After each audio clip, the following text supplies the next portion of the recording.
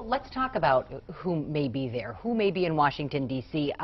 According to our KSTP Survey USA poll, voters in the 3rd District are favoring Hillary Clinton over Donald Trump, 48 to 35%.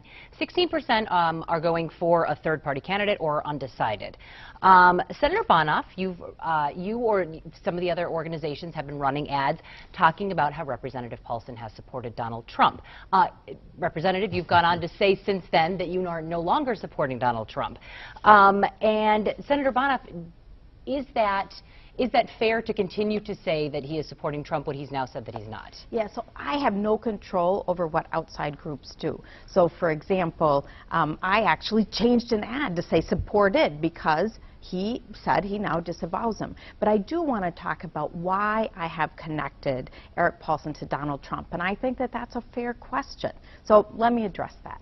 You know, Donald Trump's candidacy poses a real threat to our country, and the way he has campaigned has really reminded me of very dark times in our world's history when dictators have come to the forefront, and they wouldn't have been able to do that if people had stood up and said, this is unacceptable. And so I partly got into the race to tell the public, because I wasn't hearing that from my congressman, that I think Donald Trump poses a danger and a threat to America. Now, putting that aside, Eric, your own record on I do believe that your votes actually reflect in some ways where Donald Trump stands. So, for example, you're not pro-choice, which is a personal choice, but you were actually a leader in wanting to defund Planned Parenthood. And I saw a letter that was sent to President Obama that you were one of the signers calling Roe v. Wade a tragedy.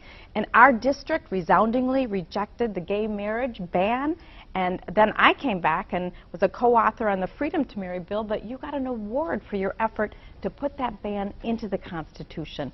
I know that Donald Trump stands with the NRA, but you've got an A- rating, and you voted 26 times to not even bring up gun violence prevention issues, and done nothing on climate change. And so it isn't about Donald Trump, it's actually that you're on the wrong side of history on too many votes, and you vote with the right wing of your party.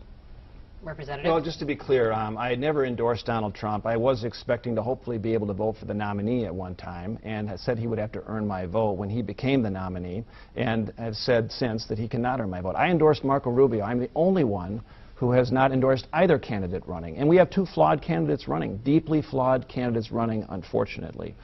That's the case.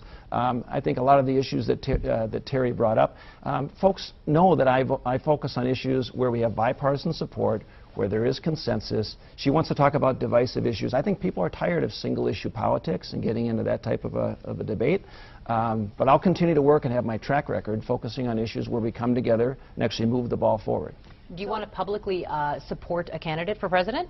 Well, I endorsed Marco Rubio, so I'm likely to write in Marco Rubio as a candidate for president.